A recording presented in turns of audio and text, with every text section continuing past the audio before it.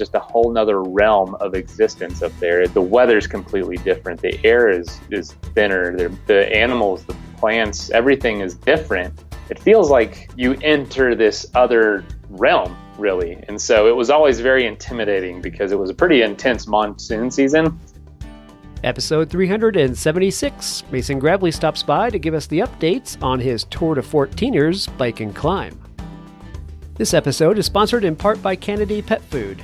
You know your dog is the best part of your adventure, and a great way to keep him happy and healthy is by feeding him the best pet food. That's why you need to check out Canidae Pet Food. Canidae is an independent and family-owned pet food company who uses the same care and the same quality ingredients they want for their own pets when making their pet foods. Check out Canidae.com/podcast.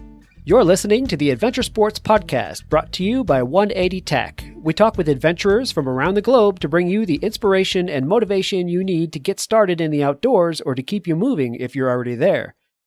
Hey everyone, I have Mason Gravley with us today, and Mason was on the show last summer. We aired him on July 3rd, episode 284, and that was one of my favorite episodes. Mason, you came on the show and told us how you got into distance biking, and here's some stats for you so you know who we're talking to. Mason has done the 540-mile Colorado Trail Race, as well as the 2,700-mile Tour Divide. He's pedaled over 20,000 miles across the U.S. 6 different times, and he was getting ready to do what he called the Tour de 14ers in August when we talked to him last time. And that's part of the reason why we're going to have him back on. The goal was to bike between the 14ers and summit them all. And I'll let him go into the details of how that went. But we're here today to talk about that. Also, he has a great new company called Camp Crate. We're going to let you know what that is a little bit too. And we're going to talk about what it's like to try to build a business around your passion. So, Mason, welcome to the program. Hey, thanks for having me, Kurt. Yeah, man, it was so much fun to interview you last time. I got a kick out of your story, especially about the first big bicycle trip. And I would, yeah. I want all of our listeners to go back to episode 284 because there's so much in there that we're not going to cover today. But you got to tell us about that first big trip one more time, just to give us the context. Oh man, no problem. I was actually talking to an elementary school class last week and got to go over it from that perspective. And it really brought out the kid in me again about that first trip. And I'm actually looking at the bike right now. I had it set up to take into the class. But when I was in college, I was 20 years old. I was about halfway through my sophomore year. And my roommate and I just got this itch to do something crazy, but we didn't know what to do, and we wanted to do it for something bigger than us. And I had just gone to Africa the summer before, so I said, well, let's do something to raise money for this organization who was building an orphanage. And we looked at the map on the wall, and we were just, my buddy Paul and I, we were just talking, and he said, let's just get bicycles and fly one way to Alaska, to Fairbanks, and then ride our bikes all the way back home, which was Florida. So it was, to us, it was just crazy. We didn't know people even traveled by bicycle. We thought it was, a novel idea that we had come up with. We were pretty naive. And that's exactly what we did with about $500 a piece in our pocket and a lot of willpower and very little preparedness, to be honest. And it was an adventure, to say the least. Glad it went exactly the way it did, but I buy a lot of gear now for Camp Crate, the company I started with my other friend. And thinking back to what we had to do that first trip, I feel like a complete moron now. And I realize why people older than us had the reaction they did when we told them what we were going to do, knowing we knew nothing about what we were about to do. Isn't that the joy of it, though? The joy, the excitement, the all of it. Yeah, it was adventure. And I realized part of the definition of adventure is not quite being ready for what you're about to do. Oh yeah, that's really what it's about. And it's funny you said it right there that we didn't even know that traveling by bicycle was a thing that people did. We thought it was a novel idea. Well, it was novel to you. right? Yeah. And it doesn't Yeah. matter how many people have done something similar before. When it's your first time, that's what it's about. It's about you doing Yeah. it the first time. You know what I mean? Yeah. And that's how we Yeah. learn.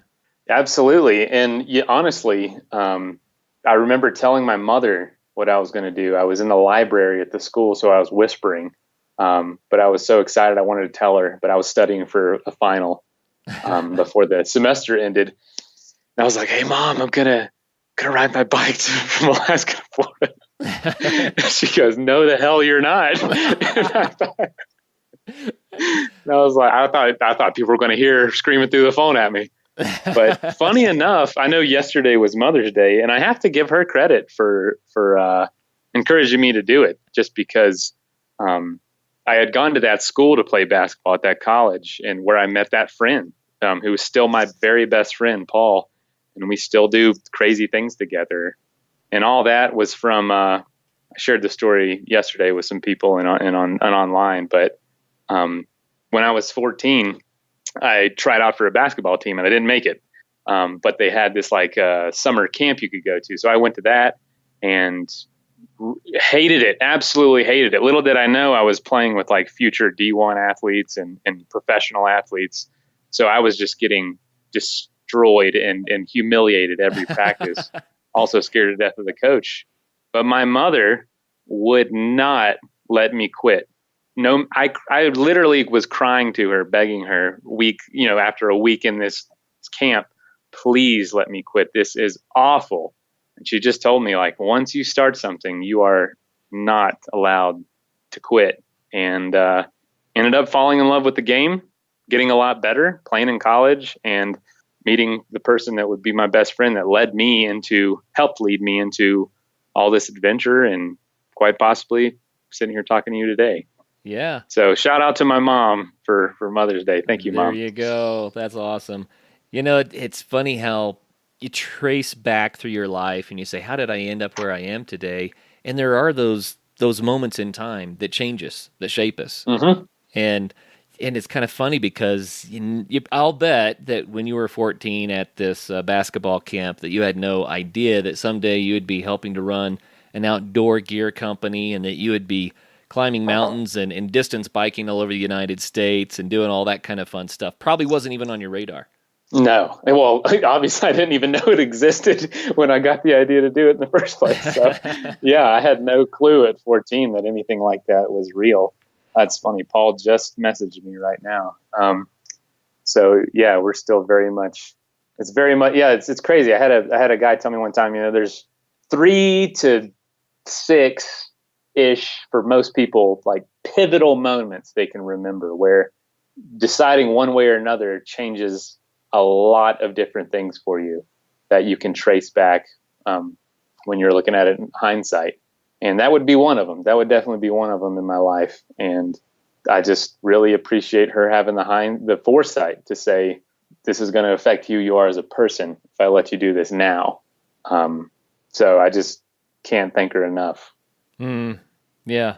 I'll throw one out about my mom too in honor of Mother's Day. Now, Mother's Day was yesterday, and this show won't come out for a week or two, so we're a little bit behind for the listeners, but that's okay. They deserve it. Absolutely. Whenever I wanted to go do something adventurous, my mom would always just say, "Yeah, go for it." And she created in me a sense of independence, a can-do. Well, go try something out. And now as a parent, I look back and I go, wow. I mean, I used to get up at daybreak and jump on my motorcycle down in the sticks of Oklahoma. And I would take off and ride for 6 or 8 hours. There wasn't such a thing as a cell phone. And there's no way my parents could find out where I was or what I was up to. But I would just take off and be gone, and I would come home. And I wasn't in trouble for that. Yeah. That was the expectation. Yeah, man, go have some fun. What are you doing? And I remember when I was really little, I was probably 3, and I was playing on the edge of a lake, and there I was on a little rock shelf, and then it just dropped off, and I mean, it was deep, right? And I was too young. I didn't know how to swim. Man. But what I didn't realize is that I had on a life vest, of course. My mom's not going to risk my life, right? But I remember I fell off the ledge, and I couldn't touch bottom anymore. And I started calling, hey, help, help, help, and my mom stood on the shore and laughed and said, swim, you're okay, swim. And wow. I like it. well, the funny thing was that here I am, 40 some odd years later, and I'm looking back on that as a pivotal moment. It's like, wow, take care of yourself. You can do this. You don't need someone to rescue you. You just need to figure it out. And wow. Anyway, that's where I am. So there you go. Yeah, it's crazy, isn't it? There you go. Just little did she know the lesson that would teach you. Takes a good person, a good decision maker, to be a good parent, and decided right then. That's awesome, man. That's awesome. Well, I'm going to tell our listeners to go back to episode 284 to hear the saga of how the trip went. Lots of surprises and ups and downs and all that sort of thing on that first trip. So go back to 284 and listen, because you got to hear it. And it's a perfect example, Mason, of what happens to people when they try something new. And there's so many surprises, but it's life expanding. You know what I mean? Absolutely. Yeah. That's what the show's all about. We just want people to try stuff and get involved and get that community, get that physical health, get that inspiration. That's what we're here for. So.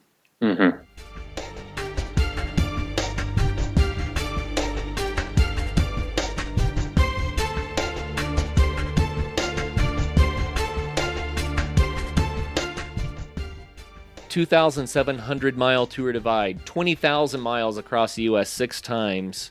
The Colorado Trail Race, 540-mile race, which people do now in right around 4 days. Insane. Yeah. Just crazy stuff that you ended up doing as a result of this first crazy idea back in college, right? Yeah, it all just kind of blossomed like a flower from that one idea.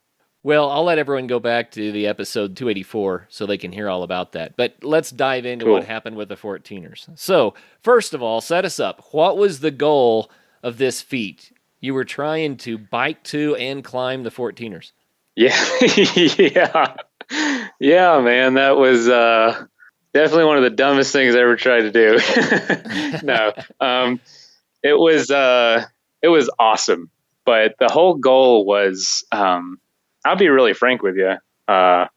When I moved to Denver about 3.5 years ago, immediately just kind of slumped in this really bad depression, and I'd never experienced anything like it. Didn't hardly have 2 bad days in a row, as I tell people. But just had to go see someone and talk through it and work through it, and it was really, really difficult, and something I don't know, had no experience with, and and it just came really, really fast. And once I was able to climb out of that, I just definitely had a compassion for folks going through just maybe unforeseen mental illnesses that crept up either from something triggered it, or brain chemistry, or something that they could definitely associate it with. That's not such a mystery as it was for me, and wanted to raise money with an awareness for something that had to do with that. So each of these trips that I've done in the past have always raised awareness and funds for some sort of cause. And I always, and just to be clear, I always pay for my trips myself. Now, if someone wants to donate something to me because they hear about it, that's something else, but I always pay for trips and then raise money on the side. It just makes the experience that much more rewarding and that much more impactful. And there's nothing wrong with doing these trips just for I've done plenty of them just for, personal growth and personal insight.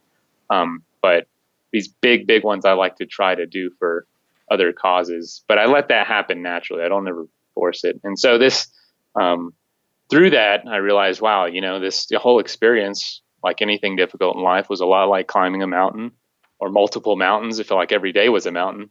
And so why don't I just try to climb a mountain every day on a bike trip? And I got the inspiration from a couple guys that had done it a couple years before, and decided I wanted to try to do it myself. And that is what you just said. Try to bike to and climb all the Colorado 14ers in one big epic trip.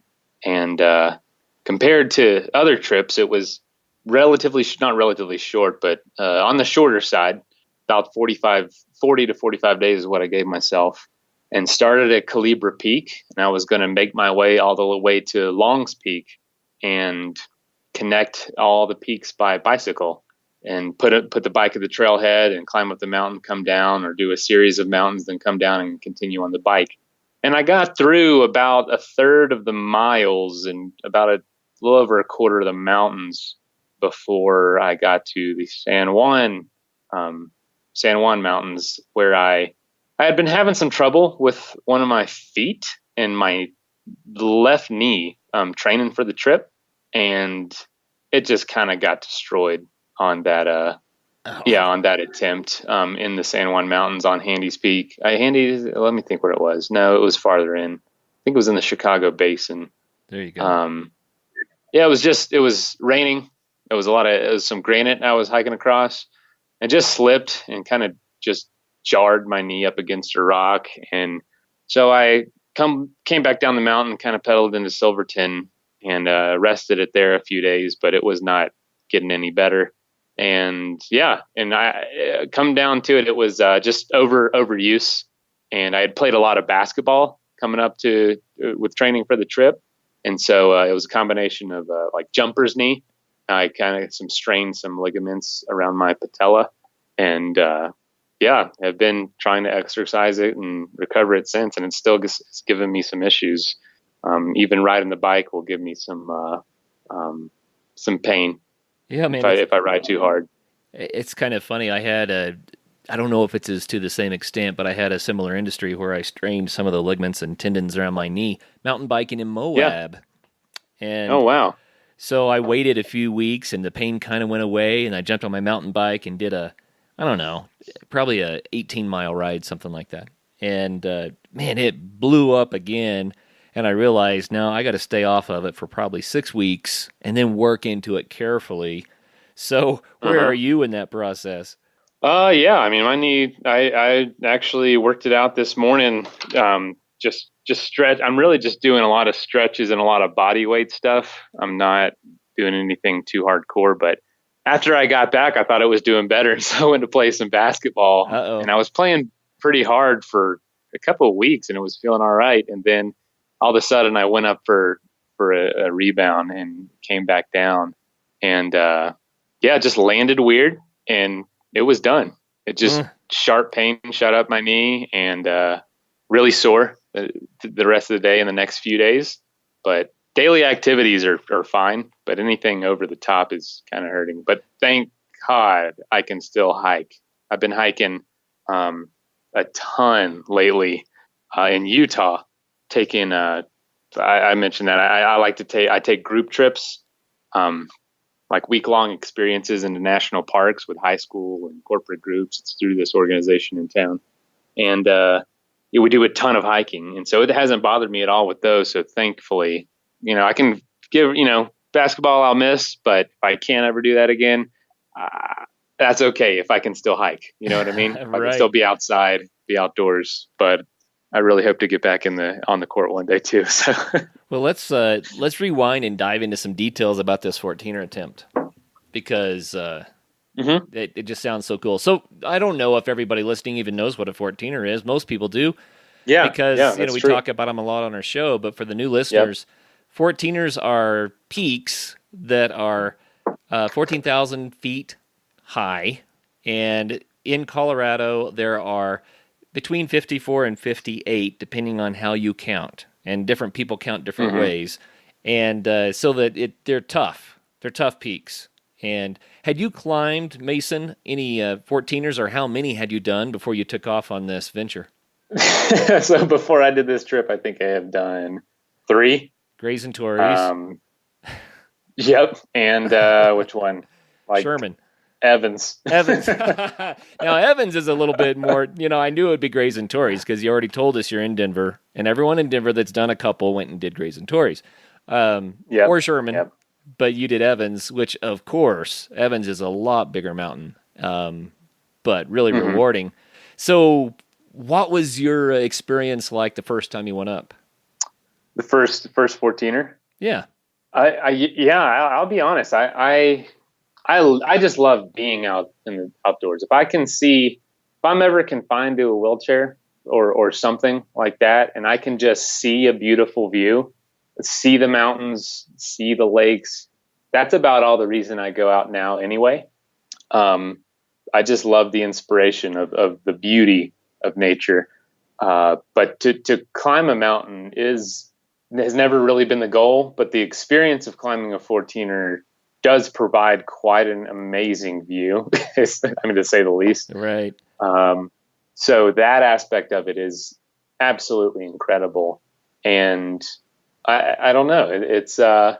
I wouldn't consider myself someone that has to get to the top of everything, but it is different to be up top versus looking around. It's a different kind of mindset and kind of journey. It is a goal. So you feel extremely accomplished, is what I'm trying to say, once you get to the top of a 14er, because most likely you are on the highest point around you, unless there's another one close by, but it ain't going to be that much higher. No. You're already, you know what I mean?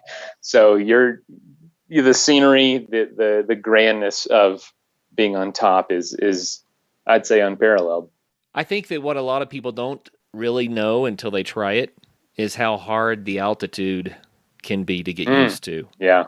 And on a 14er, I think probably the average distance, I'm making this up, but educated guess, 7 or 8 miles round trip. That's kind of the average distance of these hikes. That's what I would say too. And but that 7 or 8 miles, that's nothing like being on a standard trail and covering 7 or 8 miles, because the amount of vertical feet and the elevation that you get up to, anything above tree line, for me, and different people are different ways, but when I hit tree line, I know it. That's when the altitude starts to fight back, you know?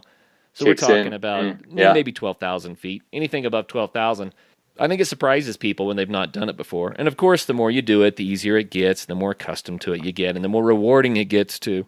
But I don't know. Getting to the top, you have a goal, and you alluded to that, but it's something about accomplishing this goal and then knowing that you're saving enough to get back down again, Yeah.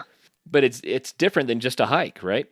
It definitely is, because, you get to the top and you're only halfway done, which is, the hard part's over, but it's still really taxing on your body to go down. Oh yeah. Especially me, my knees are what suffer. And what's funny is a couple months ago, I did a Grand Canyon down to the river and back.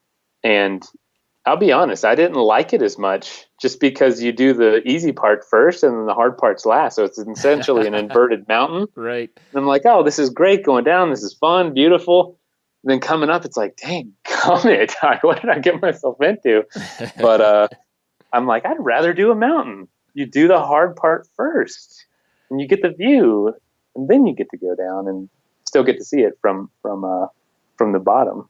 But it's a fascinating thing to focus on. I definitely don't focus too much on the stats or the speed, and I'm not much of a runner, so I'm not into definitely there for the life enriching side of it versus the personal record or I don't know, even the achievement of it. It's more of the taking a break from society a little bit. Yeah. It's just refreshing. It's so awesome to be out there regardless. I'm with you, man. And you know what I started doing, a long time ago? The 14ers, they're not crowded. People say, oh, they're crowded. Well, you might see a dozen people on one, or maybe a little bit more than that. But they're big mountains, But that said, I started climbing 13ers, Mason, because I like the idea of not having the crowds.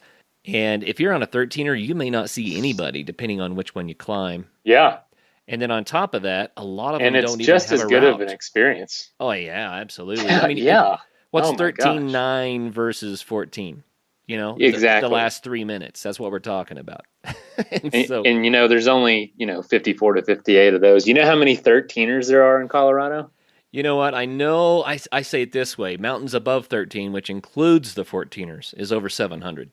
Oh, wow. Yeah. So, it's about 650-ish between 13 and 13,999. So, that's a lot of mountains. It is. That are that are just as good of an experience as a 14er.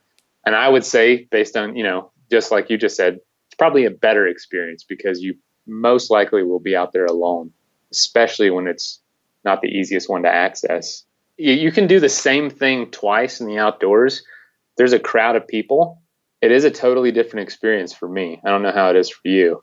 Yeah, I agree with you. I think that you can do the same thing twice and just when the weather is different or the season is different and have a completely different experience too. So I've climbed a lot of the 14ers 2 or 3 times, and every climb is different even though it's the same mountain. You have a different experience. Yeah, absolutely. Dogs make the best partners for outdoor adventures. Good food keeps your dog happy and healthy for those big days. So feed your pets Canaday. Canaday is an independent and family-owned pet food company who uses the same care and the same quality ingredients they want for their own pets when making their pet foods. In keeping with their commitment to pets and their people, Canaday has taken the first steps at Canaday Farms to getting involved in growing the ingredients that they use. Go to Canaday.com/podcast to try Canaday for free by requesting a free sample, and you'll get other special offers too. That's CANIDAE.com/podcast. Again, that's Canaday.com/podcast. Climbing some of these mountains is a big deal. It's not an easy thing. So when you say you're going to bike between the 14ers and you're going to climb them all back to back and try to get it done in 40 or 45 days, that's kind of like saying, I'm going to do a marathon, and then I'm going to get on my bike, and I'm going to bike a long way, and the next day, I'm going to do another marathon, I'm going to get on my bike, and I'm going to do this for 40, 45 days. That's kind of what you set out for yourself, you realize. Yeah, without proper, I didn't bring a tent or anything, and I know there's a lot of hardcore people on that listen to the show and have been on the show, and I don't want to act like I'm anything special, but yeah, I remember quite a few nights just sleeping in the rain. I've got a bivvy over me, and I'd lay a tarp on top of me. Sometimes I got a really lightweight tarp I'd just literally drape over my whole setup just to save weight. And it was totally miserable some of those nights. It was freezing. You're hungry. I get pretty emotional out there, I'm not going to lie. And it's just really it's soul cleansing. You spend all year, working on things and suppressing certain feelings or meeting deadlines, and you get out there and you can just kind of let go of all that for a little while. And maybe it's good. I'm not sure. I'm not a psychologist, but I look forward to that aspect of it. And you get out there and things just suck for sometimes. And then you get up the next morning and there's a mist in the air, and it's just you see this incredible waterfall or a herd of elk and a field of flowers with snow-capped mountains behind them. And you think, I'm going to be up there in just a few hours. And it's awesome. It's literally awesome. And it makes it all worth it, Yeah, I agree. I think it's 14er climbing, backpacking, mountain biking, bike packing, whatever gets you out there. That's what it's about for me. And I'm with you. It's awesome. So you said you started with Calibra? Started with Calibra.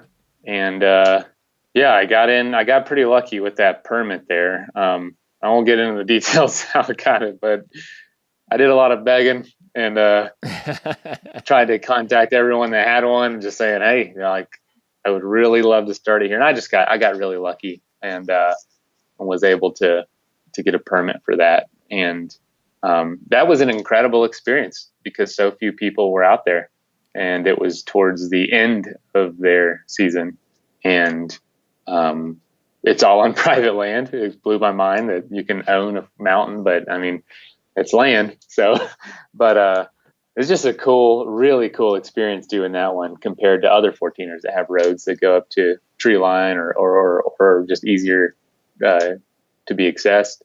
And this one was just really unique. It was really stormy, not stormy, but rainy. It was raining, no lightning or thunder, but very misty, very totally unfamiliar to me, of course, but just a really cool way to start the trip. And got down and biked straight to the Sangre de Cristo range, which I hadn't spent a whole lot of time in, but it was one of my favorite ranges to look at just from a distance, because Right. it's just such a picturesque mountain range. And I love national parks. So I've been to Great Sand Dunes quite a few times. And yeah, got to do Blanca and what else? Ellingwood and Little Bear and Lindsay and all those. And probably one of the coolest, most underrated mountain ranges in Colorado. Obviously, if you climb 14ers, you're pretty familiar with it, but there's just so few people down there, and there's no ski resort, so it kind of keeps things pretty quiet. And I was thankful for that. Yeah, it's a beautiful, beautiful mountain range. Just gorgeous, man.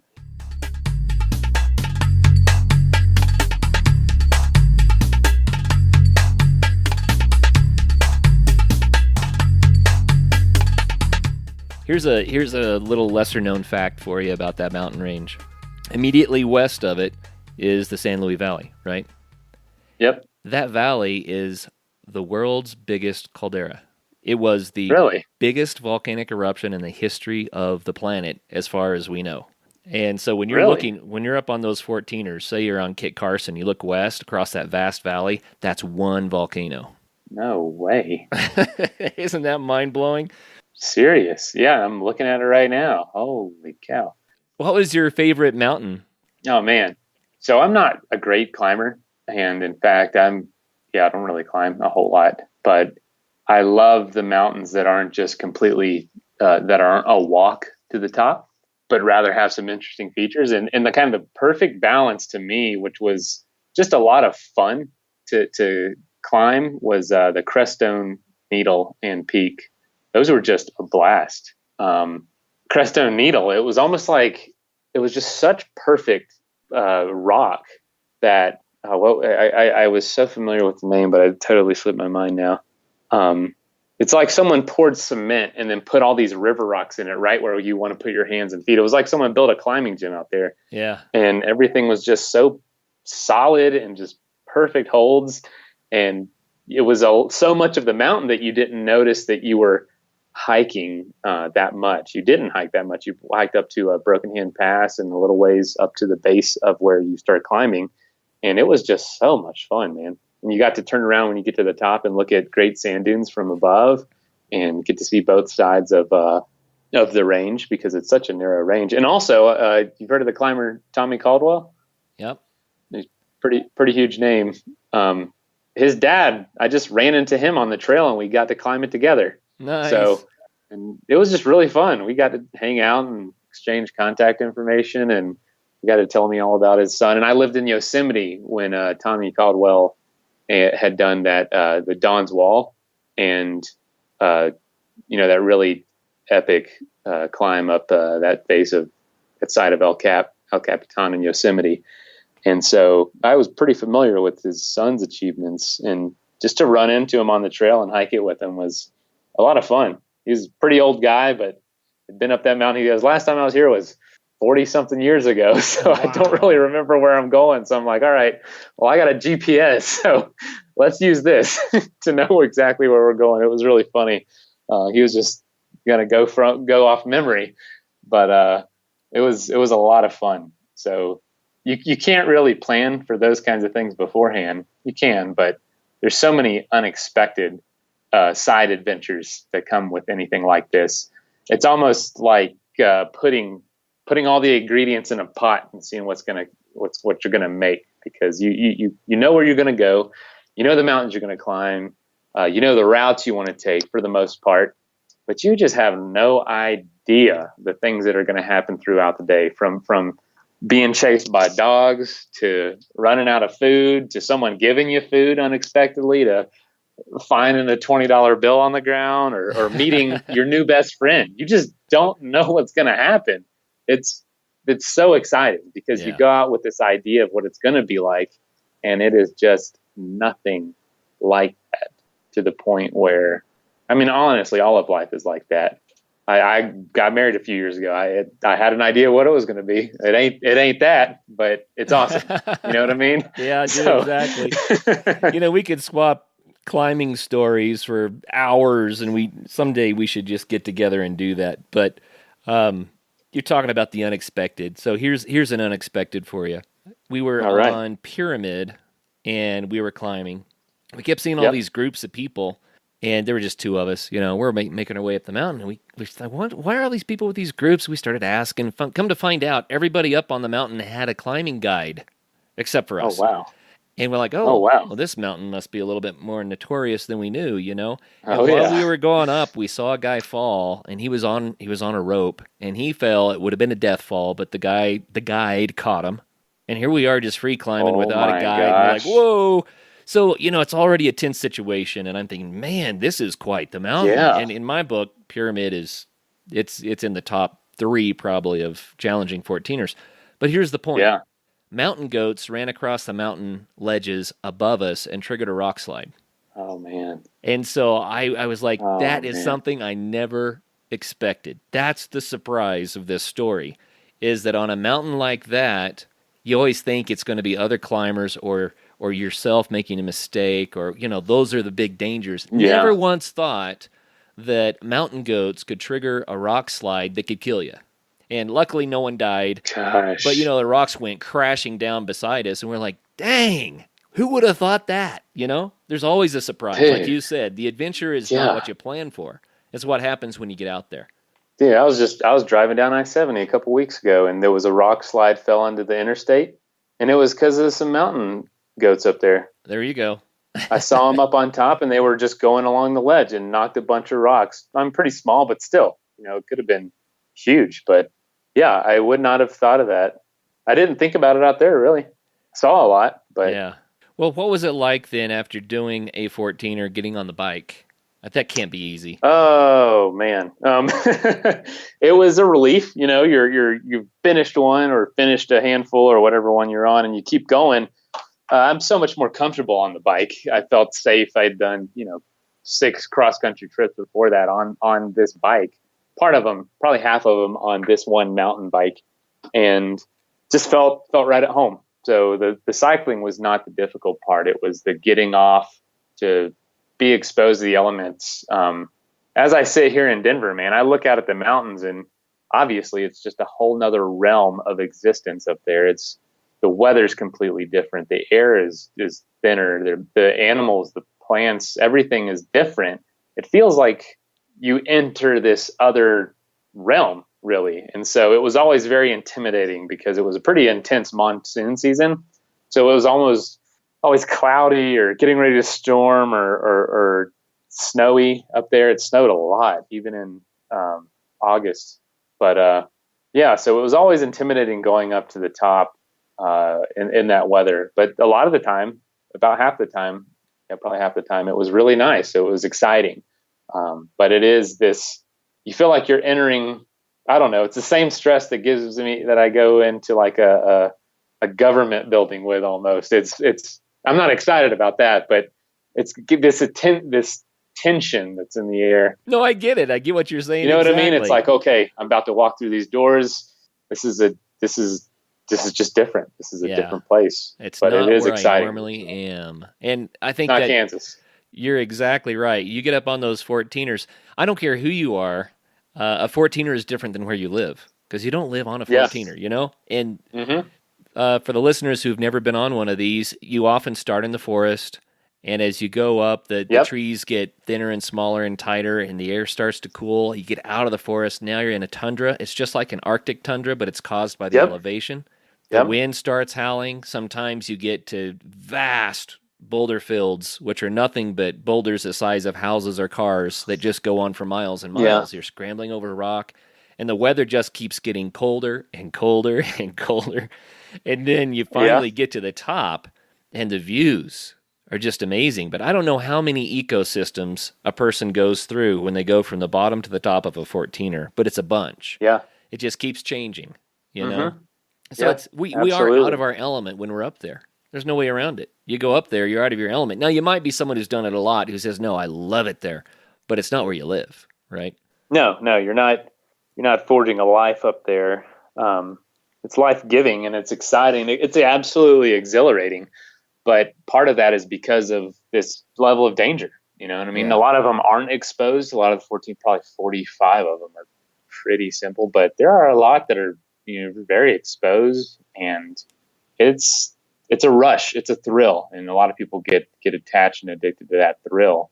And that's what enriches them. And it's an awesome feeling, but it is, have to go in with a healthy amount of respect and fear, even some healthy fear of the mountain, knowing that the weather here could just steamroll me at any point if it decided to change. And there's really no way to predict what it's going to do, but it is, because of all that, it is awesome. It is fill you with this just amazing awe and inspiration. As I'm sure you know from listening to the Adventure Sports Podcast, some of the safest and best snow conditions for backcountry skiing of the whole year happen in the springtime. And Bent Gate has the gear you need. Come check out the latest in alpine touring, telemark, NTN, and splitboarding gear. They have brands like Black Crows, DPS, Dynafit, G3, Icelantic, K2, Technica Blizzard, Arc'teryx, Mammoth, Solomon, Volley, Neversummer, Jones, and BCA. And you do need to be safe out there. Bent Gate has the latest in avalanche safety gear. They have beacons, airbags, shovels, and probes, and they're ready to help you educate yourself on snow safety. They also rent out gear, so you can get your skis and your boots there, as well as your avalanche safety equipment. What's more, they also have free demo ski days at local resorts, so you can try out the latest gear. Now, how much fun does that sound? So swing by Bent Gate in Golden, Colorado, or go to bentgate.com to find your new gear, as well as to get updates on all of their events. Check out bikeparts.com for all your cycling gear.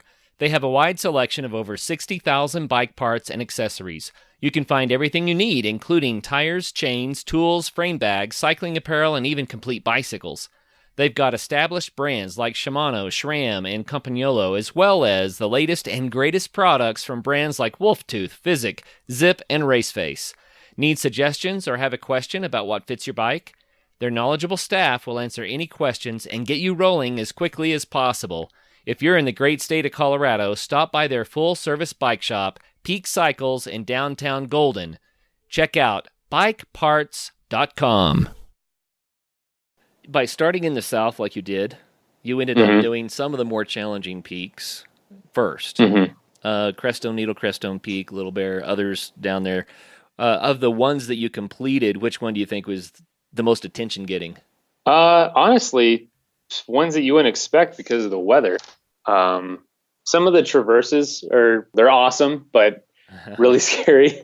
And I'm not a great climber, so I did one traverse in the Crestones. I'm trying to remember which one it was. And it was just, it was really misty. The rock was kind of wet, not slippery, but wet. And you just couldn't see a whole lot. So it just felt very, you just felt like you were just in some foreign land on Mars, even just trying to make your way to the next point. And I'm thinking, this is so different than my normal life. Like, will I ever get back to that? You go through these weird thoughts while you're out there for hours and hours, and mist is constantly blowing across your face. So it's really messing with your depth perception, messing with your balance even. And you think, how you can never picture yourself back in your daily life or on your commute to work or even back on the bike. Like, it's just, so it was almost those mental games that became some of the most challenging. And definitely Little Bear was very challenging. It had just rained the night before, and I was going to attempt it the day before after I had done Ellingwood and Blanca and Lindsay, but I didn't want to do the traverse there. I wasn't too comfortable, but the weather started turning when I got up there, and so I had to come back down, and that one was just a mind. I was just really happy to get down, even though it was a short hike.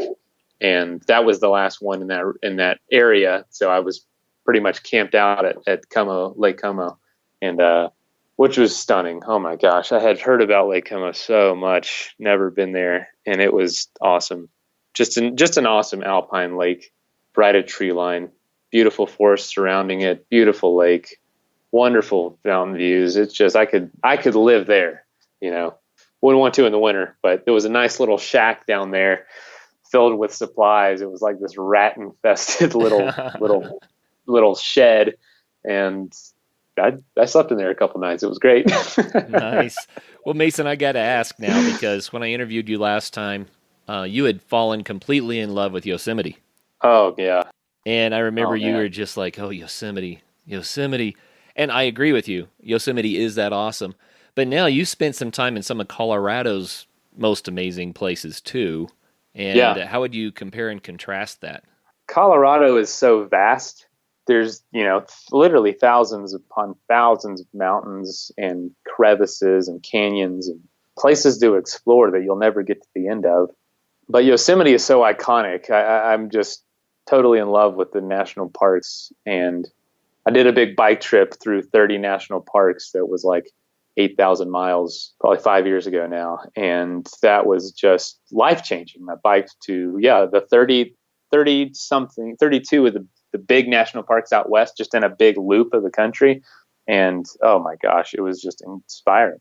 And so part of where the parks came from was Yosemite, John Muir being kind of one of the biggest inspirations for the Park Service. And so just to hear the way he describes that place and being there, I got to live there for about 6 months, working there at one of the campgrounds after that bike trip. And man, Yosemite just has a piece of my heart, and it always will.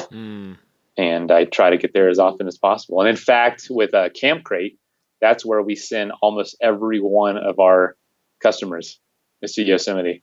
And so I'm constantly researching trails and backpacking routes there and ways that people can enjoy it. It's just such an overwhelming landscape that is also extremely iconic for essentially starting a worldwide movement of governments and people of those governments protecting land. It's such a bizarre concept to literally take an area just to use for enjoyment, nothing else. Like you don't go out in the woods to profit. You don't go out the woods to, nowadays at least, you don't really go out to the forest or the mountains to take anything away. Well, if you're hunting, of course, but still, that's not the same as going out there to make a living. You're going out there to literally walk around on it and to experience it and to take pictures and to see it. That's all you're doing. But millions upon millions of people every year go to these places to, just amazing to me. I don't know. I love it. So Yosemite is the reason for all that, in my opinion. So yeah, that's good. I think we could talk about what we've been talking about for another 3 hours real easily, but we'll have to hit pause on the recorder because it's too long of a show. But let's talk about Camp Crate. I want to make sure that we get that in because what you're doing there is so cool. What is Camp Crate? Just give us a quick rundown. So Camp Crate is a trip planning and gear rental service that will essentially, you contact us, we will completely plan out a backpacking experience for you and then send you all the gear you need in a box, in a crate. And you open the crate, everything in there, what you need besides clothes. And there's an option for food that's coming out on our new website. But yeah, use the gear, you send it back. So our slogan is rent, explore, return.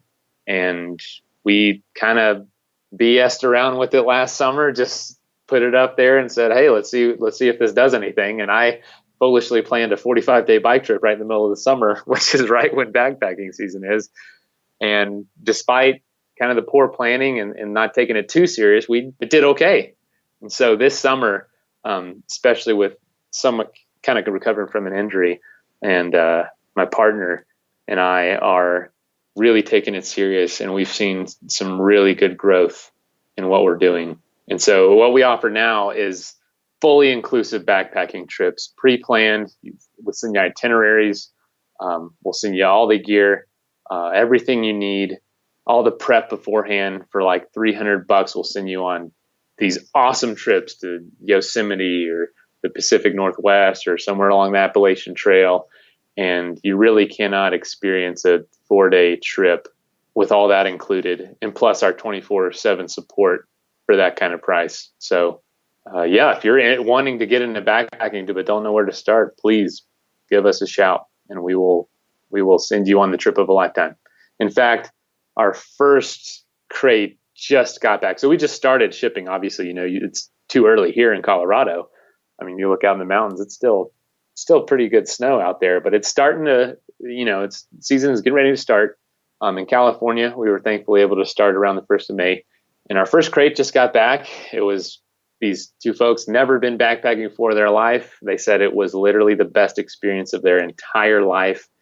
So much so that he decided to propose on the trip, on the hike itself, on our backpacking trip, which is just so awesome to be a part of. You know what I mean? Oh, yeah. That's so cool. They're like, it's life-changing for people. And I know how life-changing the outdoors and experiencing adventure has been for me. And realizing that not everyone's just going to get a bike and fly one way to Alaska and get into it that way. Chad and I wanted to make it as feasible as possible for folks to try this thing that we call adventure. I want to break that down just a little bit, and here's how. Okay. A good backpack, a really good backpack can cost $300. A really good sleeping bag can cost $300. Yeah. The tent, you're not going to get a really good tent for $300. It's more like $400 or $500. Absolutely. You see what I'm saying?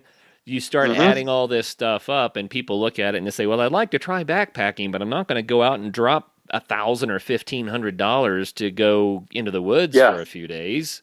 There's got to be a better way, and that's where you guys come in. Yeah, and we've already done that for you. And so what we also offer, which I think is huge, is the moral support. Like, we're literally on call, ready to text you. We're constantly keeping up with the people on the trail itself, where they have service, of course, and saying, hey, how's it going? Are you needing anything? What can we do for you? How was your, did you sleep warm enough? Like, here, if you're not, here's some tricks you can do. Or so we noticed that for a lot of people, that is huge, to like have someone behind them saying, hey, you can do this, doing great. And they get through it. It's a challenge, and they want to, some people want to quit, just like pretty much every bike trip. I want to quit at some point, but I'm thankful to have, right when it's happening, I usually have someone in my ear saying, hey, you can keep going. And, we're not sending them to go climb Mount Everest, of course, but for a lot of people, this is a huge deal, and it starts a journey for them that leads them to doing bigger and better things down the road. So it's just awesome to be a part of that. I love it. Yeah. I love it, Mason. It's a great idea. I think it's a fantastic help to people. And, the Adventure Sports Podcast is all about getting people out there to try things like this. And you're making that much more accessible for people to do it. So, man, I'm behind that. That's awesome stuff. Awesome stuff. Well, dude, we have burned through our time, but it's so much fun to catch up. I can't believe it. What's on the horizon? What kind of adventure seeds are growing in your psyche right now?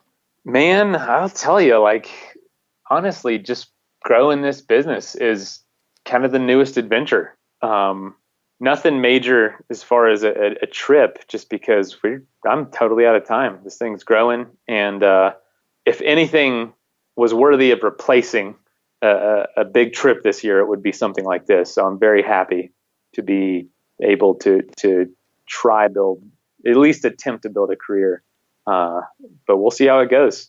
And honestly, my knee's still bothering me, so I'm giving it a rest. But right on. Well, stay healthy, man, so that you can do it again. And I hope that you decide to try the 14er bike attempt again. I think that would be epic to finish that. I think it would be so really, awesome. Really, really cool. So how do people find out more about Camp Crate? They can go to our website, Camp Crate. That's, I don't know if people are hearing it well, but it's CampCrate. So it's campcrate.net, or they can check us out at Camp Crate on Instagram, see what we're doing. Because something to keep in mind is we sell our gear at the end of the season. So we have awesome backpacking kits that are a lot cheaper than you get them for the store that have only been used, a handful of times. So it's a good way to get some gear too at the end of the season. Right on. Well, you might be hearing from me come what, September, October? Is that what we're talking about? Yeah, so we operate into October, so probably around mid to the end of October is when we start looking at kind of what's worn out or what we don't want to send out anymore, and the end of backpacking season too. So that's I like a good deal, and I like to give people good deals. So a lot of joy comes from that. Right on. Well, Mason, thanks so much for coming on and sharing with us, man. It's always good to catch up.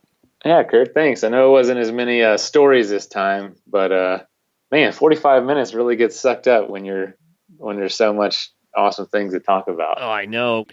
All right, man. Well, let's have you back on. I want to hear more about the 14ers and more about all the other adventures you've done. We'll have you back on at some point, but let us know, man, if there's anything that we can do to help support Camp Crate, because I really like what you're doing there. It's cool stuff. Well, hopefully we get to the point one day we can advertise on here. Right on. Might be a while. We're pretty thrifty and shoestring right now, but it's a fun stage to be in at the same time. Well, you bet. You bet. Well, hey, for all the listeners out there, I think that Mason makes a perfect example of someone who just went out and tried something and then fell in love with it and it changed his life. And adventure sports can do that for you, And absolutely. I love your 14er concept. I think it would be awesome to go back and try it again. Maybe spread it out a little bit over a summer instead of doing it all in one trip. Who knows? But, well, everyone, you heard it from Mason. You know what it's all about. Until the next show, make sure that you get out there and have some fun. Thanks for tuning in to this episode with Mason Gravley and his updates on his Tour de 14ers. Until the next time, be sure to swing by and visit us on patreon.com/adventuresportspodcast. If you become a patron of the show, you can be involved in our giveaways as well as all of the new content that we're going to put up behind the Patreon paywall. So we hope to see you there. We also want to give a big shout out to our most recent patron subscribers. That would be Will, Helena, Brenda, and Justin. Thanks, guys, and we hope to see the rest of you guys in Patreon. Now get out and have some fun.